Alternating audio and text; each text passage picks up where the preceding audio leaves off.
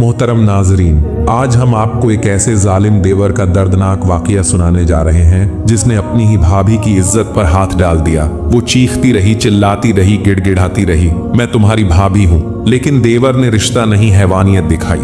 देवर की हवस इतनी बढ़ चुकी थी कि इंसानियत का नाम और निशान मिटा दिया। भाई की गैर मौजूदगी में देवर ने वो गुनाह किया जिसे सोचकर भी इंसानियत शर्मसार हो जाए। औरत इज्जत बचाने की गुहार लगा रही थी, लेकिन देवर ने अपनी ही भाभी की इज्जत को पैरों तले रौंद डाला।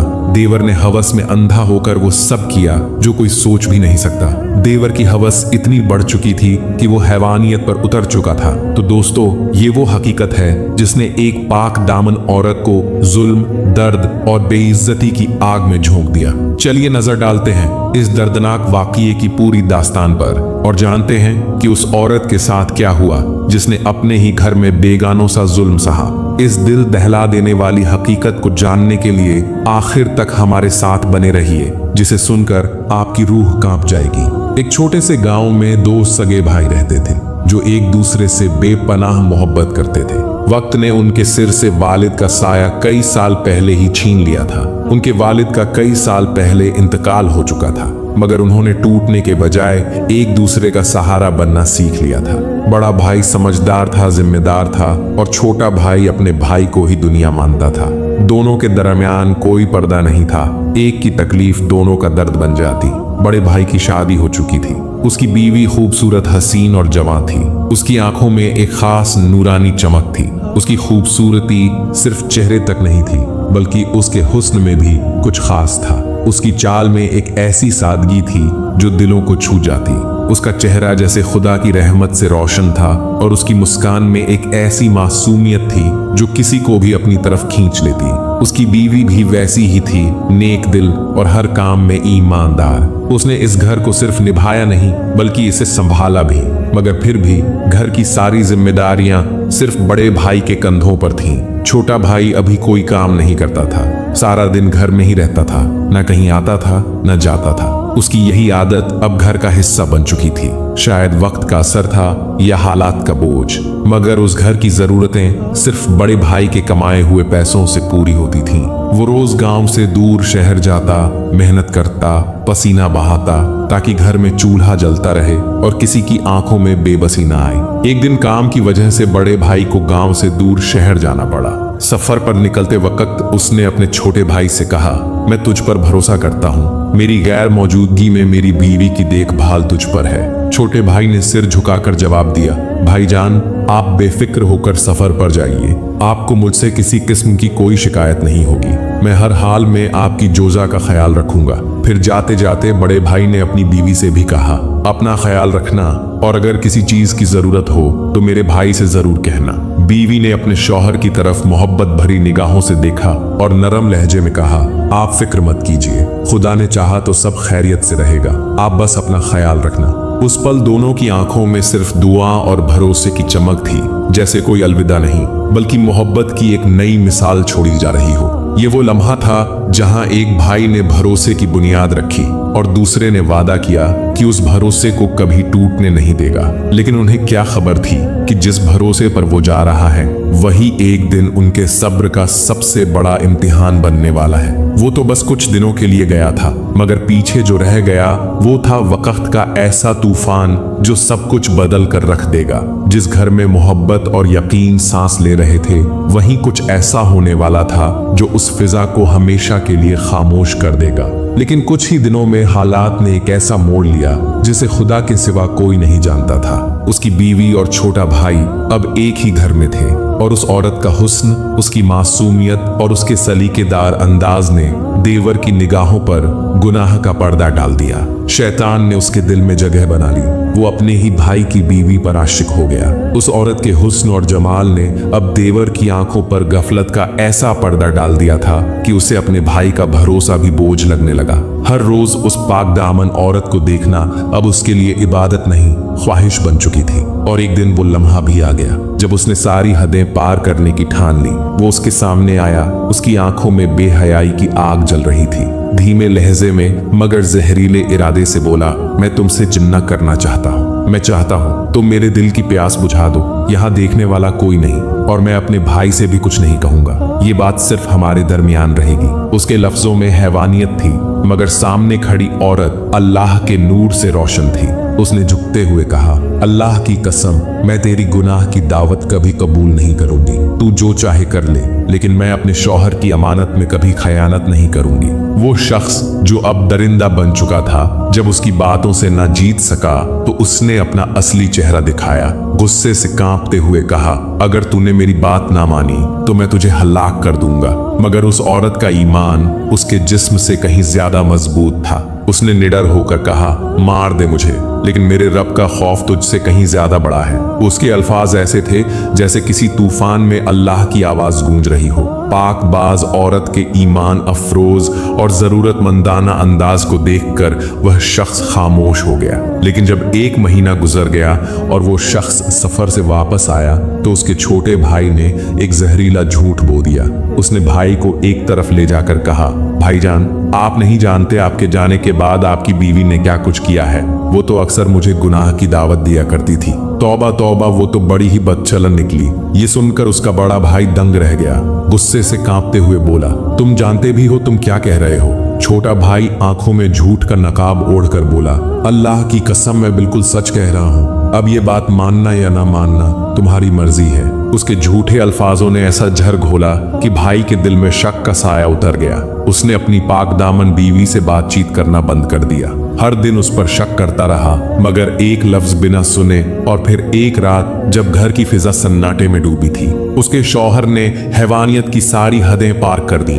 उसने उसे मार मार कर जबरदस्ती झर पिलाया, सिर्फ इसलिए कि वो झूठ पर यकीन कर बैठा था। जब उस पाक दामन औरत को यकीन हो गया कि अब ये शख्स मुझे जिंदा नहीं छोड़ेगा, तो उसने भी मरने का नाटक कर लिया। कुछ ही पलों बाद जब उसका शौहर उसे बेहोश पड़ा देखकर समझा कि वो मर चुकी है, तो डर के मारे वहां से भाग निकला। लेकिन वो क्या जानता था कि जिसे वो खत्म समझ रहा है, उसे अल्लाह ने बचा लिया है। क्योंकि जब अल्लाह हिफाजत करता है तो मौत भी उसका कुछ नहीं बिगाड़ सकती। लेकिन जहर का असर अब सचमुच उसके जिस्म पर चढ़ने लगा था। वो औरत अब टूटी सांसों और कांपते कदमों के साथ दर्द में लिपटी तड़पती हुई मदद की तलाश में बाहर की तरफ गिरती पड़ती। अल्लाह का नाम लेते हुए एक इबादत खाने के दरवाजे पर आकर बेसुध गिर गई। उसकी टूटी हुई सांसों और दर्द भरी आहों को सुनकर अंदर बैठे एक रहमदिल राहिब ने अपने गुलाम को भेजा। वो दोनों उसे उठा लाए और इबादत खाने में उसकी देखभाल करने लगे। राहिब ने पूरी तवज्जो और नेक नियत से उसका इलाज किया और चंद ही दिनों में वो औरत फिर से सेहतमंद हो गई। राहिब उसे अपने घर ले आया। राहिब की बीवी का पहले ही इंतकाल हो चुका था। राहिब का एक मासूम सा बच्चा था। राहिब ने उस औरत से कहा, तुम ठीक हो गई हो और वापस जाना चाहो तो जा सकती हो, और अगर यहीं रहना चाहो तो ये घर तुम्हारा है। उस औरत की आंखों में शुक्र के आंसू थे। उसने कहा, मैं यहीं रहकर आपकी खिदमत में अपनी जिंदगी गुजारना चाहती हूँ। राहिब ने अपना बच्चा उसके हवाले कर दिया। वो पाक दामन औरत माँ की तरह उस बच्चे की परवरिश करने लगी, बड़ी मोहब्बत, बड़ी शफकत से। लेकिन शैतान की नजर वहां भी पहुंच चुकी थी। राहिब का गुलाम, जो पहले से उस औरत की खूबसूरती को बुरे नजर से देखता था, अब पूरी तरह से अपनी हैवानियत में डूब गया था। वो मौके की तलाश में रहने लगा। एक दिन उसने औरत से कहा, मैं तुम्हारे साथ जिन्ना करना चाहता हूँ। उसने अपनी नीच ख्वाहिश जाहिर की और कहा, या तो मेरी बात मान ले और मेरी प्यास बुझा दे, वरना मैं तुझे हलाक कर दूंगा। औरत ने अल्लाह की कसम खाकर कहा, मैं हरगिज तेरी गुनाह की दावत कभी कबूल नहीं करूंगी। तुझे जो करना है कर ले। मेरा जिस्म मिट सकता है, लेकिन मेरा ईमान नहीं झुक सकता। गुलाम अपनी नाकामी के साथ वहां से चला गया, लेकिन उसकी हैवानियत अभी जिंदा थी। उस रात जब सारा जहां अंधेरे में सोया था, वो शैतान इंसानियत का चेहरा लिए चुपचाप वापस आया। औरत के गोद में मासूम बच्चा रो रहा था। वो उसे थपकियां देकर सुलाने की कोशिश कर रही थी। उसी वक्त उस दरिंदे ने जेब से एक तेज छुरी निकाली और कुछ ही लम्हों में मासूम की गर्दन पर चला दी। वो बच्चा उसकी गोद में ही तड़प तड़प कर दम तोड़ गया। गुलाम जलती हुई आंखों के साथ दौड़ते हुए उस राहिब के पास पहुंचा और बोला, हुजूर, क्या आपको मालूम है कि उस मेहमान औरत ने क्या किया है? क्या आपको ये भी पता है कि उसने आपके नन्हे मुन्ने बच्चे के साथ क्या किया है? आपने उस पर एहसान किया था, लेकिन उसने आपके बच्चे के साथ एक खौफनाक सलूक किया है। कैसी जालिम औरत है वह। राहिब का चेहरा गुस्से से बदल गया। उसने हड़बड़ी में पूछा, क्या कह रहा है तू? तेरा नाश हो, मुझे बताओ, उसने मेरे बच्चे के साथ क्या किया है? गुलाम ने कहा, हुजूर, उसने आपके लाडले बच्चे को मार डाला है। अगर आपको यकीन नहीं आ रहा तो चलिए खुद अपनी आंखों से देख लीजिए। जब राहिब भागते हुए वहां पहुंचा तो उसकी हालत देखी नहीं जा सकती थी। बच्चा मरा हुआ उस औरत की गोद में पड़ा हुआ था। उसकी मासूमियत की निशानी लापता थी। राहिब ने कांपते हुए गुस्से से औरत से पूछा, क्या हुआ है मेरे बच्चे को? औरत ने जवाब दिया, हुजूर, मैंने इसके साथ कुछ नहीं किया। आपके गुलाम ने मेरे साथ जिन्ना करना चाहा। उसने मुझे गुनाह करने के लिए मजबूर किया था। जब मैंने इनकार कर दिया तो उसने आपके मासूम बेटे का कत्ल कर दिया। मैं इस सब में बिल्कुल बेकसूर हूँ। राहिब ने उसकी बातों को सुना, लेकिन उसका दिल टुकड़े टुकड़े हो चुका था। गुस्से और दर्द के साथ उसने कहा, तूने मुझे शक में डाल दिया है। अब मैं तुझे अपने पास नहीं रख सकता। ये 20 दीनार ले और जहां तेरा जी चाहे चली जा। ये पैसे तेरी जरूरत में काम आएंगे, लेकिन मैं तुम्हारे बारे में कोई और फैसला नहीं करूंगा। राहिब की आवाज में एक ठहराव था, जैसे उसका दिल टूट चुका था, मगर उसकी आंखों में अजीम तकदीर का डर था। उसने औरत से कहा, जो कुछ भी हुआ है वह सिर्फ अल्लाह के हाथों में है। मैं किसी को सजा देने का हक नहीं रखता। जो होगा वह खुदा की मर्जी से होगा। फिर औरत ने 20 दीनार लिए और अल्लाह की रहमत से उम्मीद लगाते हुए एक नामालूम मंजिल की तरफ चल दी। वह रास्तों में गिरती पड़ती एक बस्ती के करीब पहुंची तो देखा कि वहां एक मजमा लगा हुआ है और एक शख्स को फांसी दी जा रही है। लोगों की भीड़ के बीच बस्ती का सरदार भी मौजूद था। वह औरत सरदार के पास गई और नम आंखों से कहा, क्या ऐसा हो सकता है कि आप मुझसे 20 दीनार ले लें और इस शख्स को आजाद कर दें? सरदार ने एक नजर उस औरत की हालत देखी, फिर कहा, अगर तेरे पास वाकई 20 दीनार हैं तो ला, मैं इसे छोड़ दूंगा। औरत ने बिना एक पल की देरी के वो आखिरी 20 दीनार उसके हवाले कर दिए। सरदार ने कैदी को रिहा करने का हुक्म दिया। जैसे ही कैदी फांसी के फंदे से नीचे उतरा, वह औरत के पास आया और रोते हुए कहा, तू कौन है ऐ नेक औरत? तूने मेरी जान बचाकर मुझ पर ऐसा एहसान किया है जैसा आज तक किसी ने नहीं किया। अब मैं तुझे छोड़कर कहीं नहीं जाऊंगा। जब तक मेरी सांस चलेगी मैं तेरी खिदमत करता रहूंगा, चाहे मुझे मौत ही क्यों ना आ जाए। चुनांचे वो शख्स उस पाक औरत को लेकर साहिले समुंदर पर पहुंचा। उस वक्त कश्ती चलने ही वाली थी। दोनों उसमें सवार हो गए। औरत का नूरानी हुस्न देखकर कश्ती के तमाम मुसाफिर दंग रह गए। वो औरत चुपचाप औरतों वाले हिस्से में जाकर बैठ गई, लेकिन उसकी मासूमियत और रोशन चेहरा सबकी नजरों में उतर गया। मुसाफिरों ने उस शख्स से पूछा, ये हसीन औरत कौन है? उसने बेझिझक कहा, ये मेरी लौंडी है। उसी कश्ती में एक आदमी ऐसा भी था जो उस औरत के हुस्न में गिरफ्तार हो चुका था। उसने कैदी से कहा, क्या तू इसे मुझे बेच सकता है? उस शख्स ने पहले तो इनकार किया, मैं इसे नहीं बेच सकता, ये मुझसे बेपनाह मोहब्बत करती है। अगर इसे पता चला कि मैंने इसे बेच दिया तो वो टूट जाएगी। मगर फिर माल और दौलत की चमक ने उस शख्स की नीयत बदल दी। मुसाफिर ने कहा, तू मुझसे मुंह मांगी कीमत ले और चुपचाप निकल जा। तुझे क्या जरूरत कि उसे कुछ बताए? वो नीच, एहसान फरामोश, धोखेबाज इंसान ने उस नेक और पाक औरत को दौलत की लालच में बेच दिया और खुद कश्ती से उतरकर भाग गया। जब उस मुसाफिर ने उस पाक औरत को खरीद लिया तो उसने कश्ती में मौजूद तमाम मुसाफिरों को गवाह बना लिया। वो नेक औरत जो औरतों वाले हिस्से में बैठी थी, इस सारे सौदे से बिल्कुल बेखबर थी। उसे क्या पता था कि उसकी जिंदगी फिर एक बार किसी नए जुल्म के शिकंजे में फंसने वाली है।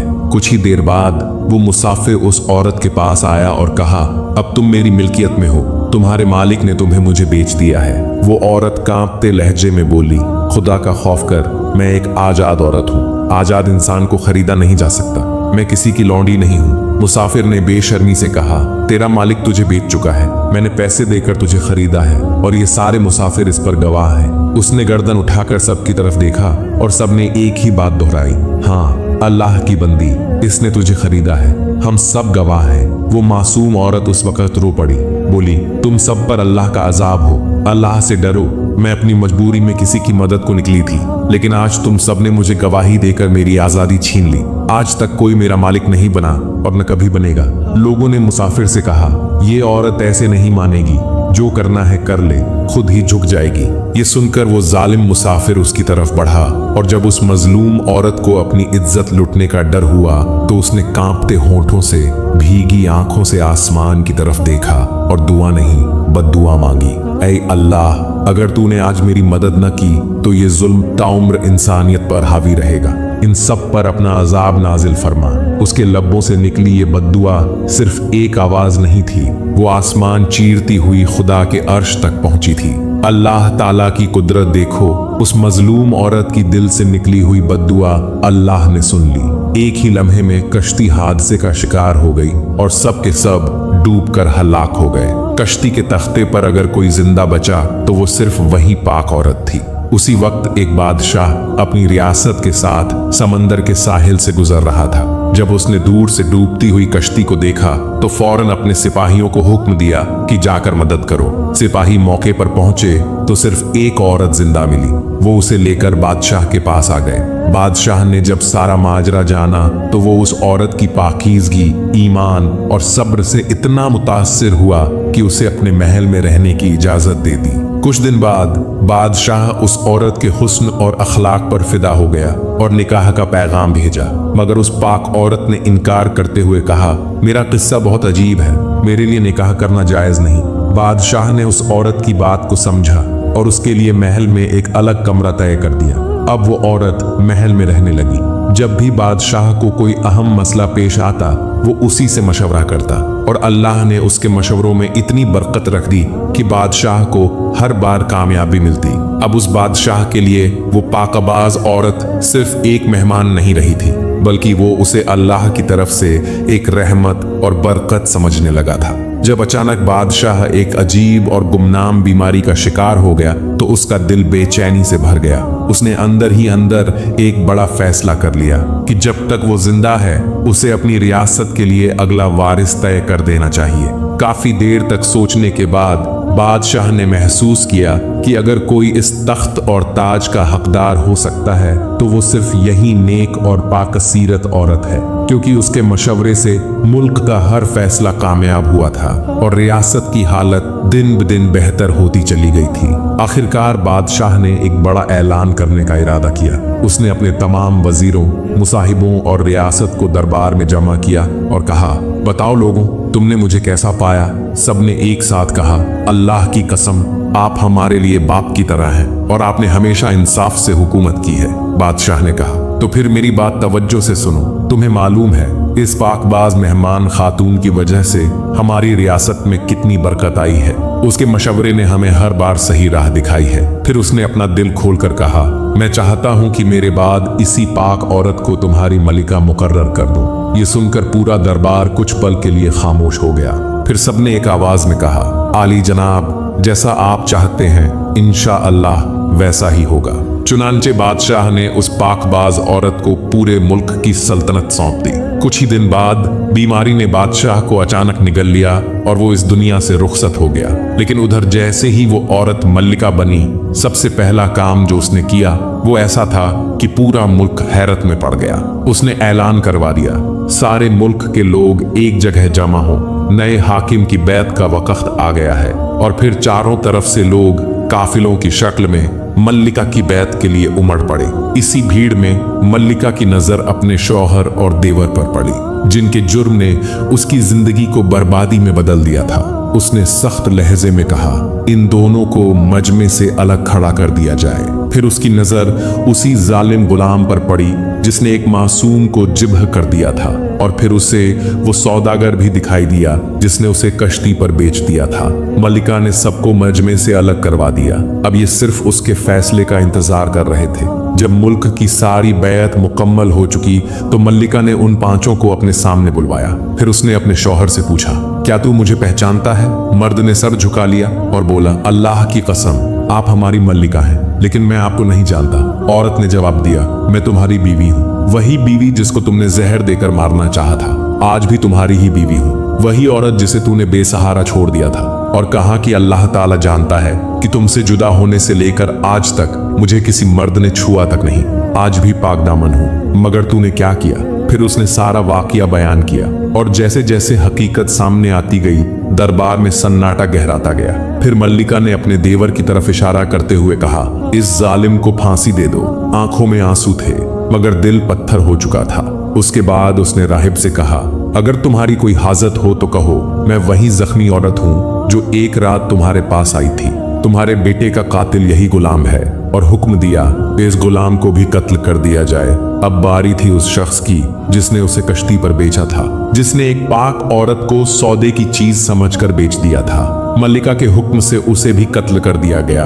और फिर उस औरत ने मजमे में चंद बातें कही, ए दुनिया वालों, देख लो औरत की असमत के साथ खेलने वालों का अंजाम। तुम्हें लगता है हमें देखने वाला कोई नहीं है, लेकिन मत भूलो अल्लाह ताला सब कुछ देख रहा है। औरत की असमत से खेलना कितना बड़ा जुर्म है। फिर वह खामोश हो गई। उस औरत ने न सिर्फ अपनी इज्जत की हिफाजत की बल्कि सब्र और ईमानदारी से अपना मुकाम हासिल किया। फिर अपने पहले शौहर को माफ कर दिया और उसे साथ लेकर महल में रहने लगी, ताकि दुनिया जान ले असली ताकत माफ करने में है। प्यारे दोस्तों, उस पाकबाज औरत ने अपने सब्र, हिम्मत और ईमान से न सिर्फ अपनी इज्जत की हिफाजत की बल्कि अपने पहले शौहर को माफ करके उसे अपने साथ महल में रहने दिया। ये वाकया हमें सिखाता है कि जुल्म चाहे जितना भी बड़ा हो, हक और सच की फतह यकीनी होती है। अल्लाह ताला हक वालों के साथ होता है। देर जरूर होती है मगर अंधेर नहीं। अगर आपको ये वाकया पसंद आया हो तो दिल से लाइक, कमेंट और चैनल को सब्सक्राइब करना मत भूलिएगा।